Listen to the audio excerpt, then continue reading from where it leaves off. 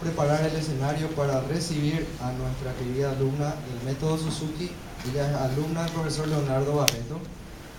Afra Flores en la guitarra, quien nos interpretará esta noche la guarania Asunción con una dedicatoria especial a sus abuelos que vinieron de Argentina.